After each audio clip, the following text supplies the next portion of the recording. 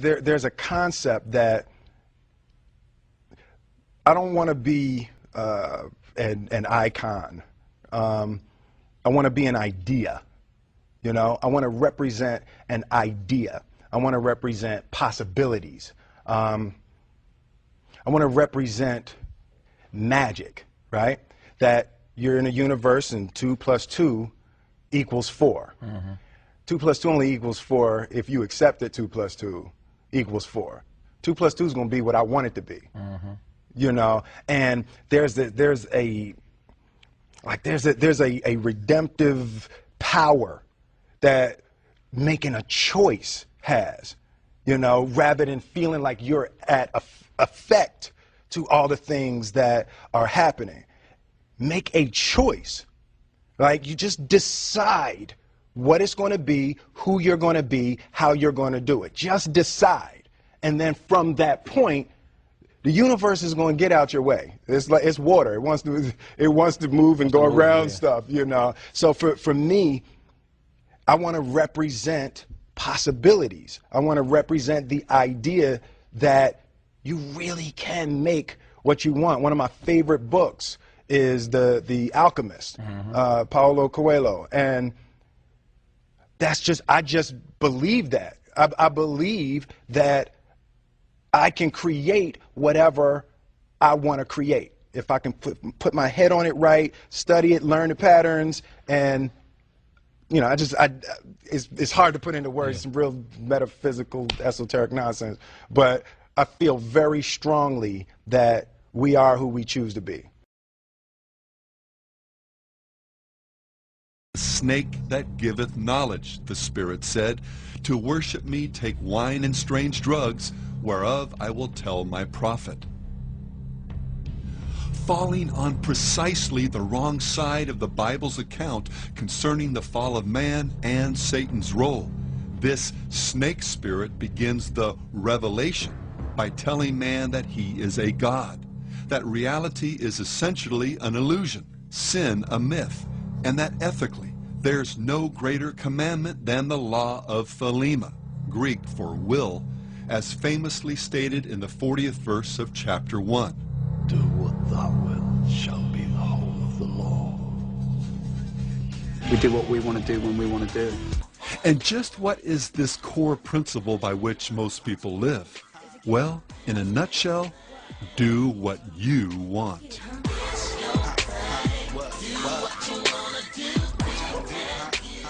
Surprised? Well, Anton LaVey wasn't. He understood precisely from where this popular concept had arisen. And he must, as a Satanist, knowing this, realizing what his human potential is, eventually, and here is one of the essential points of Satanism, attain his own Godhead in accordance with his own potential. Therefore, each man, each woman is a god or goddess in Satanism. Big Pimpin' really, man, is living life to your fullest potential. I mean, like, whatever you want to do, when you want to do it, you do it, but in the grandest way possible, you know? And for a god or goddess, what's the ultimate standard for ethics, meaning, purpose, and destiny? You've got it. Whatever you feel is right. My heart is the ruler of all my being. If my heart tells me it's true, that's good enough for me. The answers to your problems are in yourself and not in a god or a religion. What does it mean to whip your hair back and forth? It means, like, basically it's the new I'm me. Mm-hmm. It's basically like, I'm me. I'm doing what I want to do. Uh-huh. And I'm gonna... Devil says, lend me some cash. That's what the devil says. Bless the trap, partake of my daily bread. Let me welcome you to Babylon, where fools babble on and language is confused. It's hard to translate. For instance, when they state they keep it real, they really mean they keep it fake. Get to the top and you put your flag down, and that's pretty much us putting out. And in America, Satanism is sensationalized and kind of misunderstood, and people associate it with worshiping the devil and things like that. But it's really a philosophy about individuality and self-preservation. It's about being your own God. Came to my attention when I discovered the name of the album was the saying "Do what thou wilt," which brought me to Aliecter Crowley. Correct. And you know what you know who Aliecter Crowley is, absolutely, right? And Aliecter Crowley, was he the creator of? Well, it's Thelema. Thelema is the he's the right? Yeah, he's the. I believe so. Yeah. He was a magician, a poet, and he was also linked to Satanism. Yeah. In many ways, and so what made you decide? What does that mean to you? And what made you decide to name your project that? Well, you know what? You're the first one to bring up the Satanism, and I'm so glad that you did, because it's all church with me. Yeah. Know that. So, do what thou wilt immediately sounds like free will. Immediately, you know what I'm saying? That sounds like free will in Old English, for sure. And Aliecter Crowley has been influential throughout music and entertainment and ideology and philosophy, journalism for quite some time. If you're into that. I wanted to, in this book, this album is based on that quote, "Do what thou wilt," which is in the book, one of his books, the Book of the Law. And love is the law. Love is the only law. Quote that stuck out with me was, "The righteous will remain righteous, and the filthy will remain filthy." So, him taking a wicked standpoint, pushing the envelope of evil or whatever you call it, but still quoting that if you're gonna be righteous, be righteous. If you're gonna be ill, be ill. I respect that, because my main thing is ain't nothing wrong with a righteous man, correct? Yeah. Yep. So I really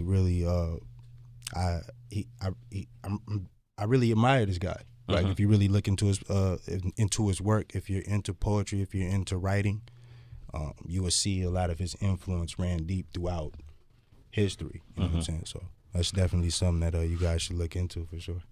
Yeah, he's featured on Sgt. Pepper's, like on the front of that album. Yeah, Sgt. Pepper's Lonely. Jay-Z got in a lot of trouble for wearing do what that was on his shirt. Yeah, I saw that too. Yeah. So sure. you think he was on the Dangerous cover? Exactly. Michael so is this your time to shine right now? But you're messing with this dude. Is this gonna be the breakthrough joint? Well, I mean, but Well, see, what he's saying is, are you signing your name on the dotted are line? you Are you signing your soul away? Oh no! Yeah, that's what he's saying. Are you in the Illuminati? I mean, what you think? No, I know, but these are questions people are going to. But I'm saying, these, the Beatles being, amongst the greatest musicians of our time, Michael Jackson, King of Pop, the list goes on. Me being a scholar of, hip hop, a scholar of music, a fan of music, I cannot deny his influence. So, like I said, he's been linked with a lot of wicked, ill, satanic even occultist type things.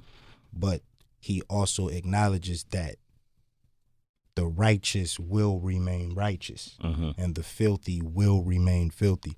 So him acknowledging that alone lets me still ask, what would Jesus do? You follow me? If that's what he meant.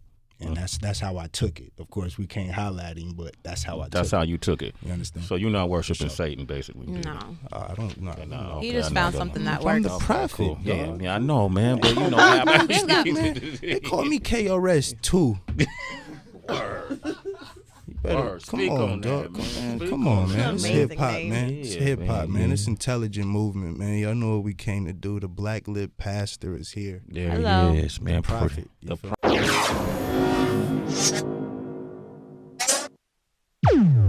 Peaches Geoldof, the Paris Hilton of the UK, was found dead at the age of 25 of unexplained and sudden causes. There was no suicide note, no hard drugs on the scene, and autopsy reports so far are inconclusive, awaiting toxicology reports. But was Peaches Geoldof targeted for exposing pedophilia or something more sinister? Last year, Geoldof tweeted the names of 2 crazed groupies who allegedly agreed to let singer Ian Watkins of the group Lost Prophets sexually abuse their children.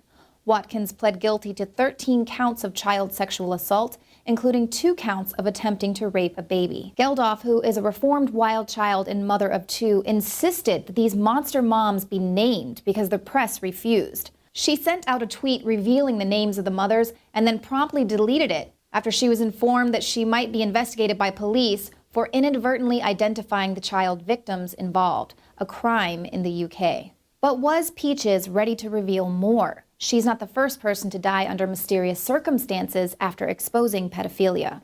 BBC presenter Jimmy Savile died before he could pay for his crimes as part of an organized elite pedophile ring linked to the UK government, the BBC, and the royal family. A theory following the death of Princess Diana was that she had knowledge of the powerful VIP pedophile ring and was about to blow the lid on what she knew. There's the still unsolved case of BBC investigative journalist Jill Dando, who was shot point blank outside of her home. It's rumored that she may have uncovered the VIP pedophile ring operating within the BBC and was about to expose it. There's also the mysterious death of Georgia State Senator Nancy Schaefer and her husband, immediately dubbed a murder-suicide by the media. Nancy was actively exposing corruption within the Department of Family and Child Services, including actions by the DFCS director in the county where she lived. Specifically in Georgia, former Senator Nancy Schaefer had found during the last few years that DFCS housed children in a foster home with a known pedophile who molested the children. Habersham County failed to remove 6 children from a home where they are being abused and tortured. And Georgia also turned 2 girls over to a California father who had a pornographic video business. Schaefer made it clear that organizations procure their underage victims by making children wards of the state, such as convicted pedophile Jerry Sandusky's nonprofit, The Second Mile. But there's another curious twist linking Peaches to occult groups that perform ritualistic child abuse. Peaches was very interested in ghosts and the occult, and recently snapped a selfie that she claimed revealed the ghostly hand of a woman who had died in her home. Her death comes about a year after publicly announcing her initiation into the occult secret society Ordo Templi Orientis. On March 11, 2013, Peaches uploaded this photo to Instagram. What's the first rule of Fight Club? You do not talk about Fight Club. Geldof's Instagram snap caused a surge of interest for the secret society. It's based on Aliecter Crowley's Thelema. The OTO revolves around the concept of sex magic to attain spiritual illumination. The OTO considers itself to be the true heir of the Knights Templar and the Bavarian Illuminati. Crowley's text also contains several thinly veiled allusions to human ritual sacrifice to attain magical potency. Crowley's motto, "Do what thou wilt," has even influenced Illuminati puppet Jay-Z, who has repeatedly appropriated Crowley's quotations, including wearing this t-shirt emblazoned with the words. Aliecter Crowley, once dubbed the wickedest man in the world, reveled in sadomasochistic sex rituals and the use of hard drugs. These are the same fertility rituals and creepy child sacrifice themes we've seen before at the Rothschilds' masquerade. Geoldof defended Crowley on her social media accounts, calling him a beautiful writer and thinker, and posting photos of her bookshelves stacked with volumes of Crowley's work. We may never know if Peaches Geoldof was murdered for revealing too much or if she was offered up as a human sacrifice, but either way, she died at a very young age under mysterious circumstances and under the spell of an elite secret society. In 1971, Timothy Leary had an epiphany during a tarot reading that utilized a set of cards designed by Crowley. His revelation? That he was Crowley reborn and was to complete the work Crowley began, preparing humanity for cosmic consciousness. Leary acknowledged this powerful connection with the great beast in a letter to Wilson, observing that the coincidences, synchronicities between my life and his are embarrassing. From this connection flowed frequent references to Crowley, his philosophy, and their common destinies in Leary's writings and speech. Well, I've been an admirer of Aliecter Crowley. I think that I'm carrying on much of the work that he started over 100 years ago, and I think the 60s themselves. You know, Crowley said he was in favor of finding your own self and do what thou wilt. shall be the whole of the law, under love. It was a very powerful statement. I'm sorry he isn't around now to appreciate the glories that he started. The phrase, "do what thou wilt," was taken from the Book of the Law, Crowley's most renowned work and one whose composition is worth understanding in the context of our study. While visiting Egypt in 1904, Crowley's first wife, Rose, began going into spontaneous trances, muttering things like, "They are waiting for you," and "He who was waiting was Horus." Intrigued, Crowley and Rose went to visit the Cairo Museum. From a distance she spied a glass case and exclaimed, there he is." Upon inspection, the case did contain an image of Horus painted on a wooden stele, but what particularly stunned Crowley was its exhibit number, 666, his number, the number of the beast. Convinced now that something supernatural was happening, Crowley went back to his hotel and performed a ritual, summoning this higher power. Over 3 successive days, beginning on April 8th, the book was channeled through Crowley while in a trance. And the content of this revelation? "I am the snake that giveth knowledge," the Spirit said. "To worship me take wine and strange drugs, whereof I will tell my prophet." Falling on precisely the wrong side of the Bible's account concerning the fall of man and Satan's role, this snake spirit begins the revelation by telling man that he is a god, that reality is essentially an illusion, sin a myth, and that ethically there's no greater commandment than the law of Thelema, Greek for will, as famously stated in the 40th verse of chapter 1. Do what thou wilt shall be the whole of the law. We do what we want to do when we want to do it.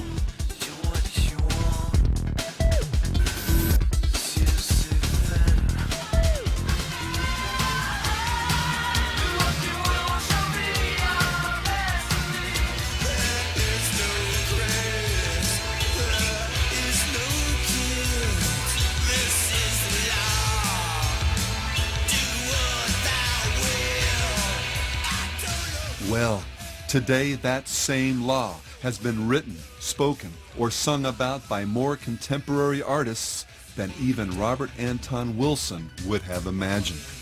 John Lennon, Jim Morrison, the Black Crowes' Chris Robinson, and Marilyn Manson have all trotted it out in one form or another as words to live by.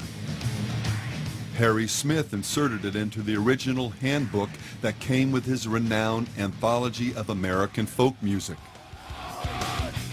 It shows up in songs by Mudvayne,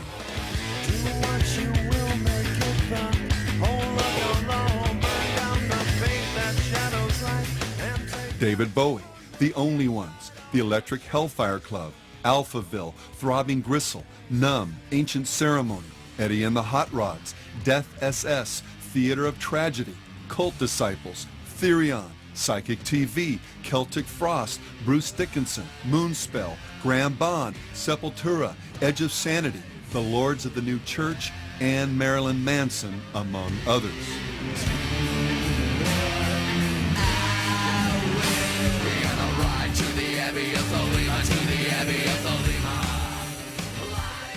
The band 311 not only uses Crowley's Law as a lyric,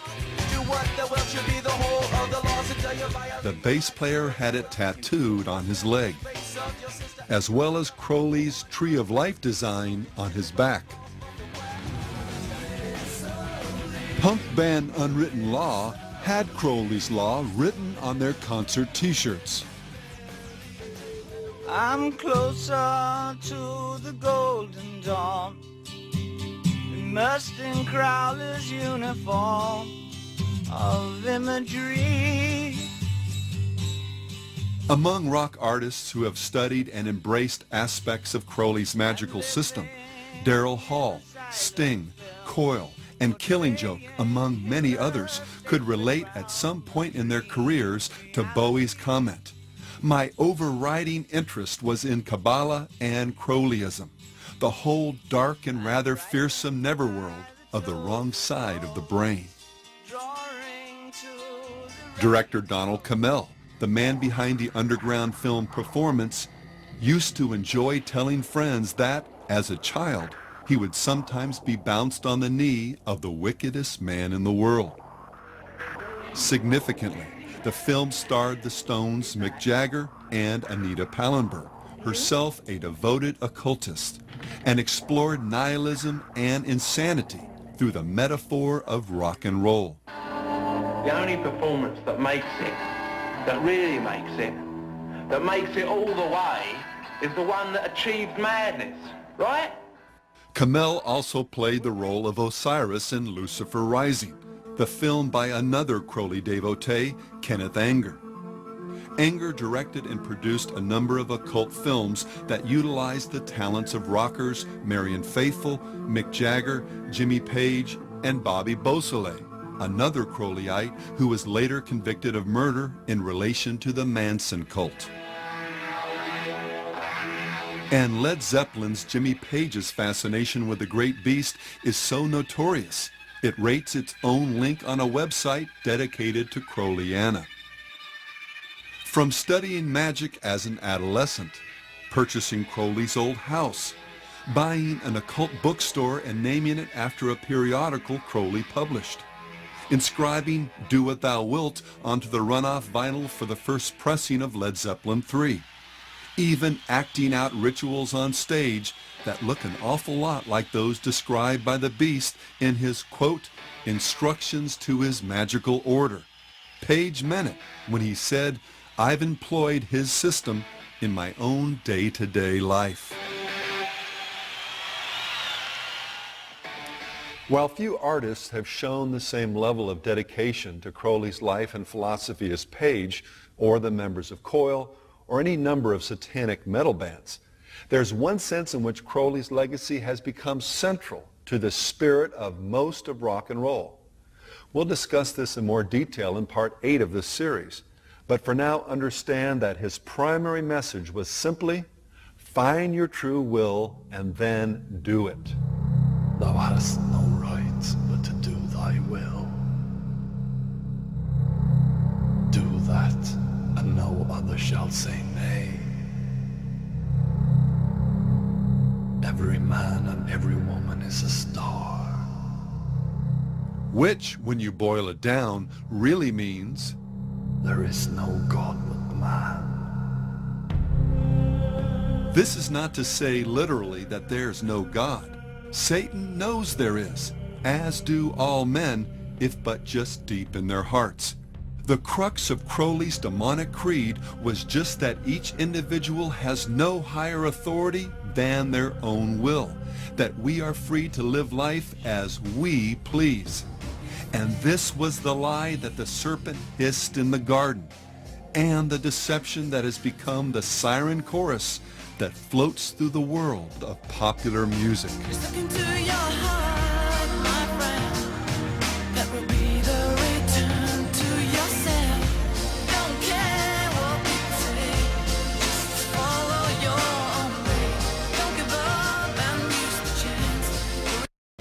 Well, listen carefully, because everything we've examined in this series has been leading up to this very point.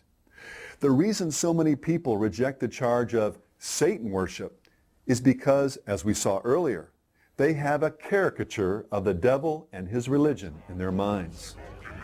He's the horn-headed demon in red pajamas, and serving him, should he even exist, would involve sacrificing babies, drinking blood, or something else equally horrible or bizarre.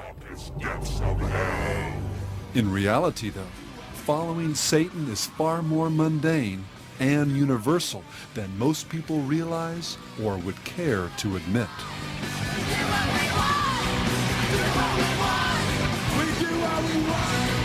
But I can do anything that I want to. I can pursue any kind of lustful desires that I might feel. I can engage in any activities that are so-called sinful activities and not really worry about any ecumenical councils making it right for me to do these things.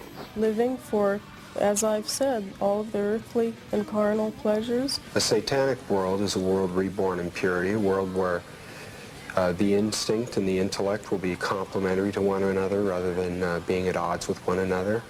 It'll be a world in which we follow laws of nature instead of just the rules that man's made up to regulate his conduct. All right, we got one rule.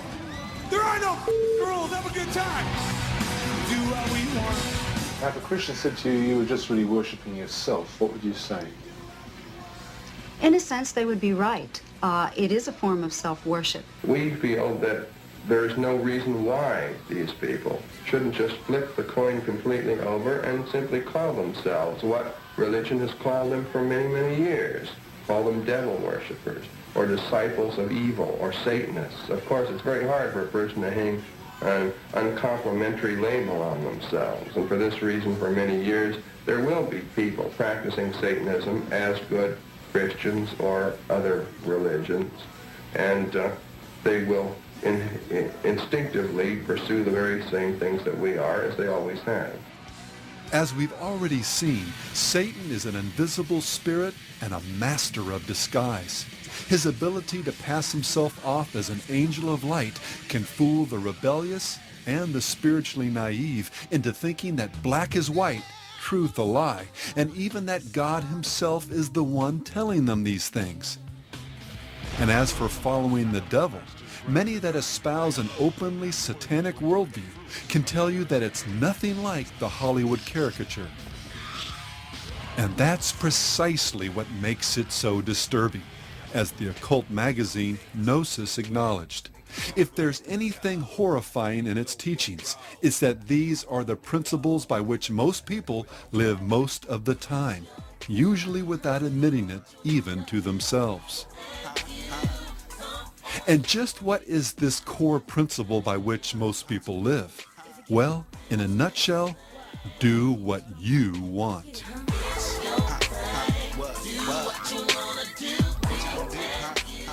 Surprised?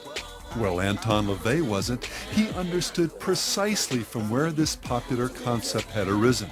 And he must, as a Satanist, knowing this, realizing what his human potential is, eventually, and here is one of the essential points of Satanism, attain his own Godhead in accordance with his own potential.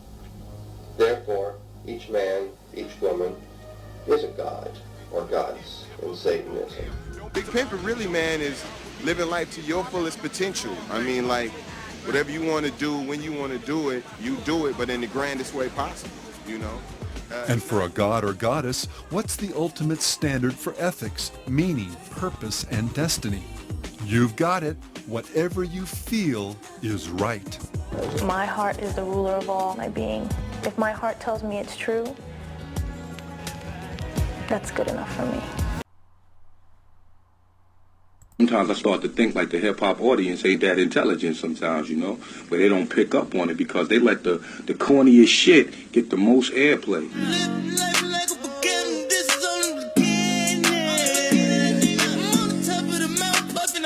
Let's just stop this, all right? You know what I mean? The most unconscious shit get the most airplay. It's like, what the fuck is wrong with y'all? It's the government. Yeah, and then run up on me talking about keep it real. Don't run up on me say keep it real if you ain't supporting the real. You know what I'm saying? Bottom line. The government brainwash our people with the mind control theory. That's what they do. So it makes our people like it. They keep playing that same song. The same song keep playing, you start to like it. You start to get probed with it. You start to get cloned with it. So then for the clone exists, then it just takes over. It takes over the human body. It takes over the spirit. It takes over the soul. We're going to start pointing the finger anyway at all the fake hip-hop shit. When we say the fake hip-hop shit, we talking about the government. Listen, I love the government, man. CIA, FBI, I love y'all niggas. Don't come knocking on my fucking door. I love them too. They all my children. Keep us safe. Okay, USA. I'm not crazy at all, okay? Everybody always saying that Dirty is crazy. Dirty is not crazy at all. Dirty just foresee a lot that a lot of people don't foresee. All day, bastard. I think people People are curious how a guy, you've sold how many records? 28 million. And made millions and millions of dollars. Yeah. How do you end up in here? I think everyone who's watching knows how I ended up in here. I don't know if they do. I'm pretty sure they do. Anytime you get it, I'm pretty sure they do. You know, there's how do I end up in here? Never let anyone, something another woman friend of mine, Joy, told me, never let anyone take you off your square. And if it feels uncomfortable, then you are probably not in the right place. You know, just don't sell your soul. You know, and men and women do this. You know, I would say even to young boys. I've seen young boys get turned out in this industry too.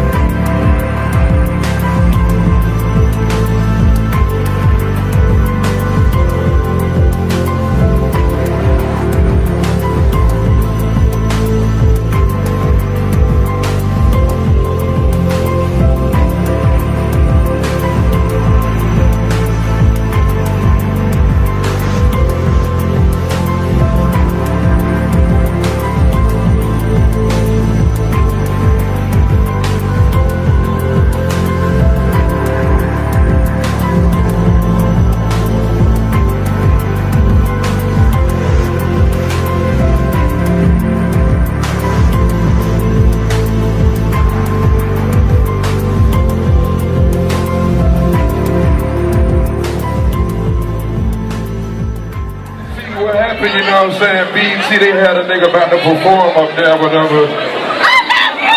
But under the circumstances of me performing, I couldn't fuck with that shit, you know what I'm saying? Because they was trying to get a nigga to do some off-brand corny shit. We bang, gang. I'm just not about to sell my soul for no red carpet, no publicity stuff. Yeah, you feel me? Let's do some real nigga shit right now. I gotta fuck with Super Club, because at the end of the day, when I wake up, I know they all fuck with me and I fuck with y'all.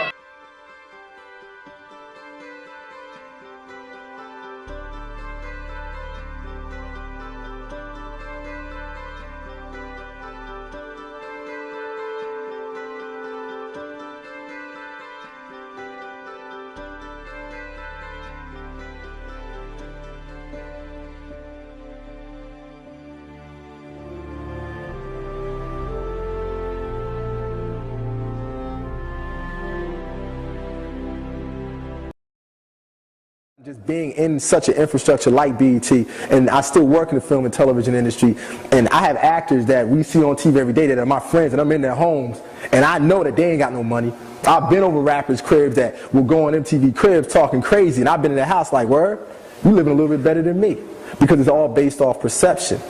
Even going back to what the brother talked about with the homosexuality with the rappers, here's the kicker. It's not that the rappers are gay. That's not it. That's a misconception. What it is, it's about control. See, that's what makes it, that's why you see so many buffoons nowadays in television and film, doing things that we know are like, wow, Jamie Foxx, you would say that? Wow, Jay-Z, you would actually sit there and do an anti-Semitic commercial? Because they're in a bind, because see, Jay-Z's not gay. I'll use him as an example. He's not gay, but once you reach a certain level within that weapon of mass destruction, you have to give something up. There's something that you're going to give up because you got to be down with that crew. And how do I know? Because it happened to me. That is why I'm standing here talking right now. I reached a certain level in that station. I was the only producer to ever come as a new kid and create a multi-million-dollar revenue generating show. So it's not even reality television. But they understand that majority of us, whether we like it or not, are lazy as hell. On a spiritual level. We think because we work 3 jobs that now I'm not lazy, but spiritually, psychologically, the masses are lazy. But the majority of us, and I know it's going to be kind of harsh, but the majority of us will never fulfill our dreams. So we'll never be in a position to say what we would or would not do. You understand what I'm saying? We'll never be in that position. Because before I got there, I would say the same thing until I got there. You understand? So I literally lived the devil taking me to the mountain and saying, you can either go to the left, you can have all of this. And I was there. It was ritualistically done. The vice president sent his right-hand man to me 3 straight weekends. They do everything in threes. But now it's time for them to introduce me to the inner workings of this monster that's created. And that's why nowadays we see people caught up on secret societies, but it ain't no secret if everybody's talking about it. As a television producer who was Dave Chappelle's stand-in, which means I did his rehearsals season 1 and 2 of Chappelle's show, I saw what happened to Dave. Dave used to give me advice all the time. And one of the key things he told me was, no matter how much money they offer you, and he said they, as he pointed in my chest, he said, never forget who you are or where you come from. And he walked away from me. And I didn't get it at the time until the nigga left. Then I said, oh. And him and Charlie Murphy would tell me the same things all the time. And then I got it. This is a war. And these cats are sorcerers. And we need to take, and I know the words magic and sorcery takes people to make you think that I'm talking about the Eastwick Chronicles or Harry Potter, but this is real. Because it's affecting our babies. So when they see all these signs visually that say, whatever has happened in urban America as far as the perception on television and film, I was basically the fly on the wall. That's why this brother is so correct. There you go, was so correct when he says we are at war. And I know it's somewhat difficult to believe that a war can be anything other than physical, but it is.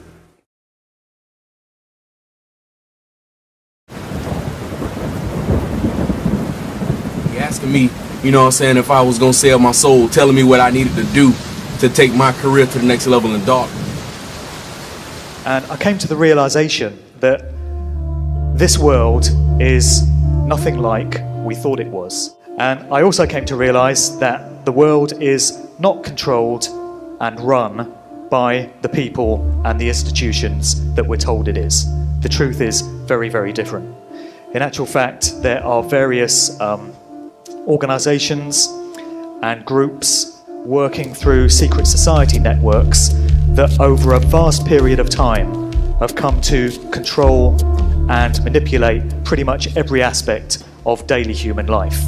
And that absolutely includes the entertainment industry.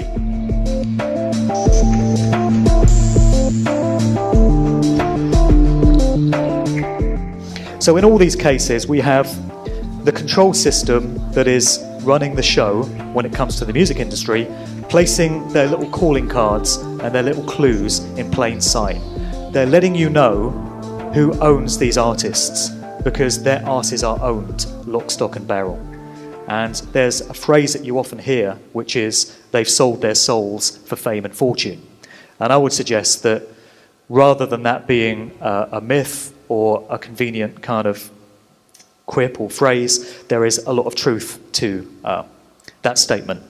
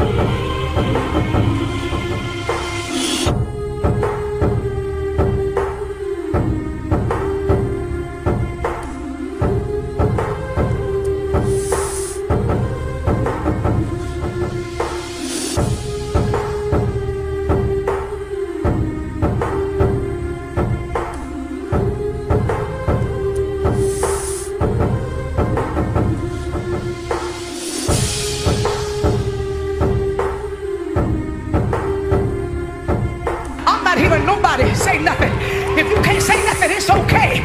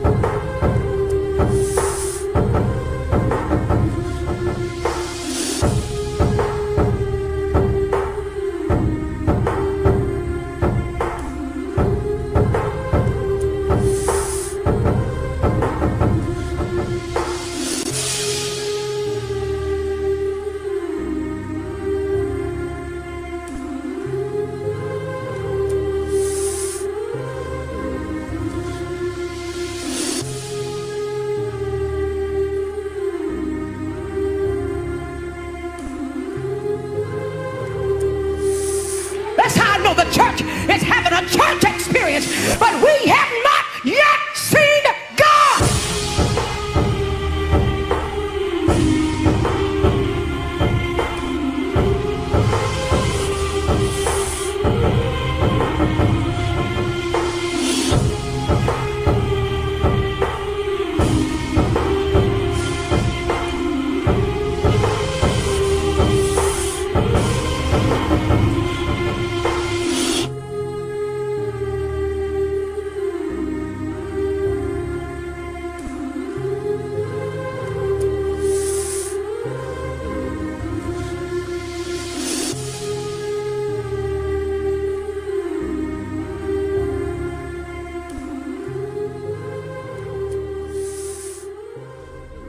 Info that I gotta share with you, I gotta get it to you ASAP.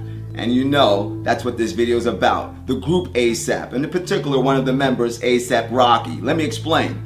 A few minutes ago, I jumped on the internet and I got a Skype from one of my entertainment insiders. Now, this guy began to share with me how he came in contact with the group A$AP Rocky at an industry event that he recently attended. Now, unfortunately, my inside entertainment guy did not want to go on the screen with the Skype interview and reveal this information to you himself personally. So, to respect his anonymity, I'm not going to tell you his name, neither the entertainment outfit that he's associated with at this time, but I will share with you the information. When he told me that he was at that industry event and came in contact with A$AP Rocky, I knew exactly what he was getting ready to talk about next. I've noticed that within their videos there was a ton of occult symbology. These guys playing with Bibles, standing inside of Baphomets. The clothing line that they're wearing has the compass and square. It's called Black Label and has Baphomets on it. These guys fully are promoting the occult. And ladies and gentlemen, this is not the only group that is guilty for using a high amount of occult symbology within their videos. What's going on right now within the entertainment industry and media at large, period, is the fulfilling of Alice Bailey's stratagem to make all of the arts occultic. Music, poetry, arts, etc., to make them immoral, occultic, obscene, all of these things. It is a part of the New Age movement's agenda to establish a one-world government system under which Lucifer will be acknowledged as sovereign. But whether you like it or not, the truth is the truth.